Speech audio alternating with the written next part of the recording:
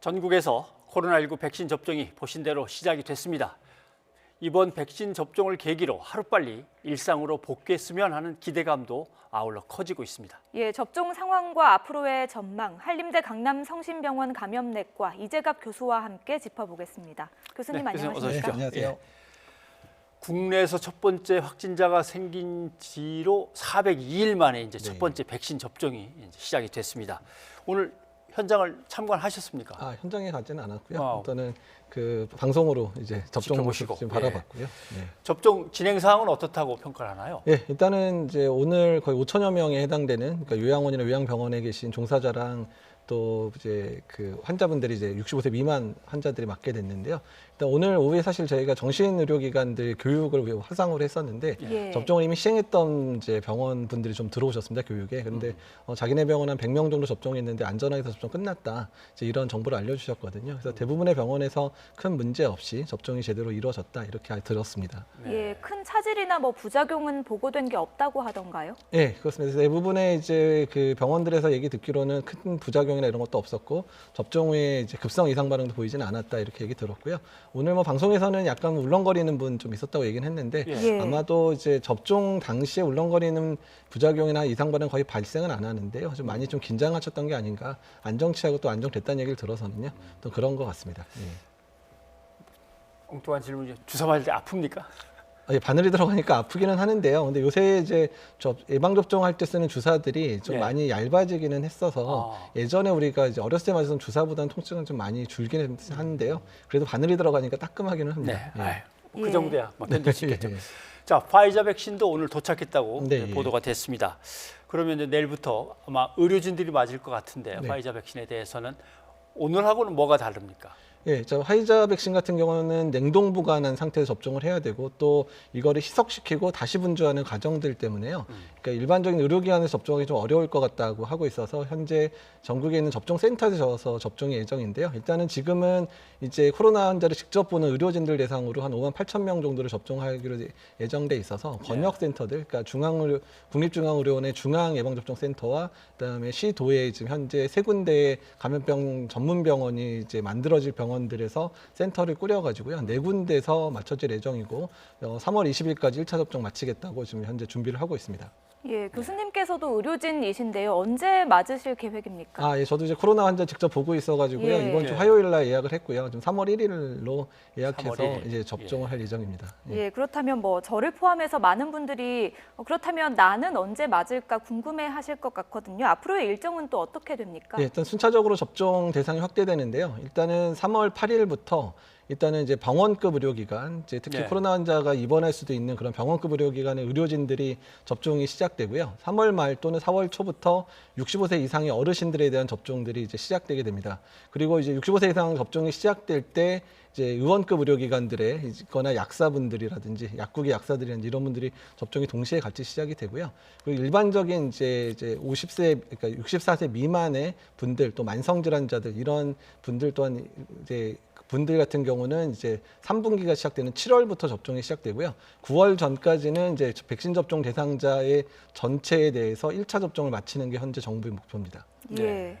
이제 많은 국민들이 이제 순서를 기다리고 있습니다. 네. 아직은 뭐 의료진과 요양병원 등에 종사하시는 분들이 먼저 맞고는 있습니다만 실제로 어떤 준비를 하면서 기다려야 되는지 그리고 당일 가서 백신 접종을 하면서 숙지해야 될 것들은 어떤 것들이 있는지 설명을 좀 한번 해주시죠. 예, 일단은 이제 본인의 접종 시기가 되면요. 일단 이제 질병관리청에서 문자 메시지라든지 SNS를 통해서 접종 예약 가능 시기를 알려드리고요. 예. 예약 사이트에 들어가면 본인의 맞을 날짜를 결정할 수 있고 본인 주변에 있는 접종센터 또는 위탁 의료기관을 선정할 수 있게 됩니다. 그러면 예. 그 기간에 그래서 예약을 하시면 되고요. 그리고 이제 그때 이제 접종 일자에 가서 접종을 하시면 되는데 일단은 이제 접종하기 전에 본인의 몸 컨디션들을 잘 조정을 하셔야 되고요.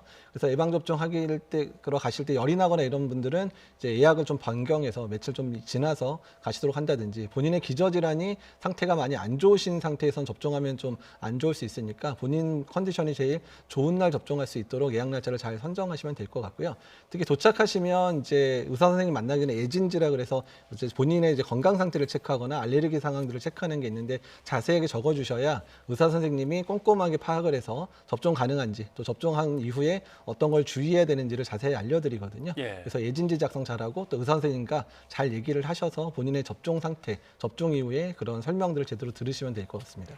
예, 교수님 설명을 들어보니까 일반적인 뭐 독감 백신 맞는 과정과 좀 비슷한 것 같기도 한데요. 그래도 좀 아직 불안하다 하는 분들도 있습니다. 순서가 돌아와도 강제는 아니잖아요. 그렇다면 모든 국민의 순서가 끝난 뒤에 맞을 수 있는 거죠? 예, 그렇습니다. 일단 본인이 이제 뭐 접종을 거부한다든지 아니면 예약 기간에 예약을 안 한다든지 아니면 접종 장소에 나타나지 않게 되면 일단은 접종 순서는 제일 뒤로 밀리게 되는데요. 예. 다만 본인의 몸 컨디션이 안 좋아서 이제 며칠을 미루는 거는 이제 예약을 변경해서 접종은 또 가능합니다. 예. 그래서 거부하는 게 아니라면 그 예약 기간 내에서 이제 접종이 가능하다. 이것도 이제 기억을 해주시면 좋을 것 같습니다. 예. 이렇게 해서 빨리 전체 국민에게 집단 면역이 형성돼야 된다. 네. 그걸 뭐 올 9월까지로 잡는다. 뭐 이런 얘기들을 듣지만 예를 들면 거부한이라고 안 맞으신 분들, 네. 또 16살 미만 또 안 맞는 어린이 청소년들도 네, 있을 네. 수 있고, 네.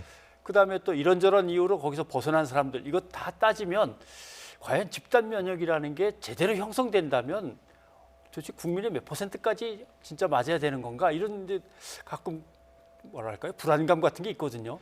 사실 이제 예방 접종의 효과 자체도 100%가 아닌 상황이죠. 그래서 지금 현재 전국적으로 이제 정부에서 계획하고 있는 거는 18세 이상. 왜냐하면 백신 자체에 18세 미만의 이제 연구들이 아직 끝나지 않았기 예. 때문에 18세 이상의 성인만 접종을 한다 그러면 그 인원 전체가 다 맞아도 사실은 집단 면역을 형성할 수는 없습니다. 근데 다만 그 연령대, 특히 이제 젊은 연령층 같은 경우에 전파를 이제 주도하는 분들이기 때문에 그 연령대가 많이 맞게 되는 9월 이후에는 어느 정도의 유행 감소 효과는 있을 거로 예상이 되고요. 또한 접종을 현재 못하고 있는 18세 미만의 사람들에 대한 연구가 현재 진행되고 있기 때문에 중간에라도, 올해 중에라도 만약에 접종 연령이 확대될 수도 있습니다. 그래서 예. 일단 접종 대상자가 확대되는 상황들까지 고려하면 일단은 뭐 빠른 올해 말이라도 할 수는 있는데, 다만 하나의 변수는 변이 바이러스가 혹시 유행을 할 수 있는 예. 것, 그러니까 특히 백신의 효과가 떨어지는 변이 바이러스가 유행을 한다든지 아니면 일단은 그 이제 백신의 지속 기간, 그러니까 백신의 지속 기간이 좀 짧게 나왔다, 예방의 지속 기간이 그렇다고 한다면 추가 접종이라든지 이런 것들이 올해 말부터 또 시작돼야 될 수도 있거든요. 이제 그런 것들을 고려하면 안정적으로 우리나라에서 코로나 확진자가 많이 줄어드는 시기는 내년 봄 정도가 되지 않을까 이렇게 예측을 하고 있습니다. 예, 말씀해 주셨던 것처럼 변이 바이러스 문제도 있고요. 이번에 백신을 맞았다고 해서 좀 경계를 늦춰서는 안 될 것 같습니다. 어떤가요? 네, 그렇습니다. 일단 백신 접종을 하고 또 2차 접종까지 마치고 2주 이상은 지나야 아직 효과가 제대로 나타나기 시작하기 때문에 그런 부분도 조심해야 되고, 또한 일단은 무증상 감염자까지 다 막아내지 못합니다. 유증상 감염의 예방 효과가 60에서 90%지 무증상 감염까지 이제 완전히 막을 수는 없기 때문에 사회적 거리두기 단계라든지 아니면 마스크 착용하는 거나 손위생을 하는 기본적인 그런 위생 수칙들은 예방 접종 후에도 계속 잘 지켜주셔야 됩니다. 네. 예. 오늘 이런 기사도 있었는데 보셨는지 모르겠습니다. 같은 병원에 근무하지만 의료진이긴 하지만 네.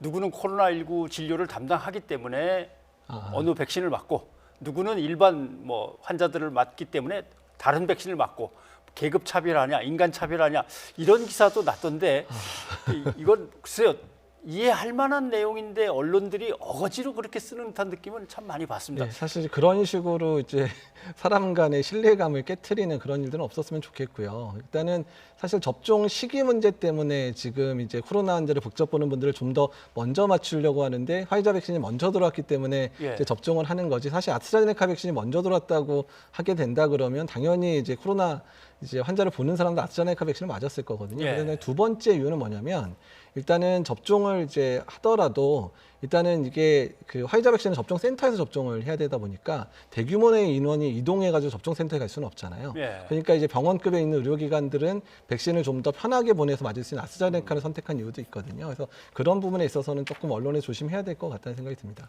예. 예, 그리고 방금 들어온 소식에 따르면요, 조금 전 6시 기준으로 해서 오늘 하루에만 16,813명이 모두 백신 접종을 완료했다고 합니다. 이렇게 계속해서 순조롭게 진행이 이루어지면 좋겠습니다. 네. 네, 그렇게 생각하고 있습니다. 다들 애 많이들 쓰고 계신데 아직도 뭐 많이 또 활동을 하셔야 될 문제가 남아 있습니다. 그때까지 국민들이 협조 잘 하고 언론도 협조 잘 하도록 네, 예. 좀 애썼으면 좋겠습니다. 예, 오늘 고맙습니다. 네, 감사합니다.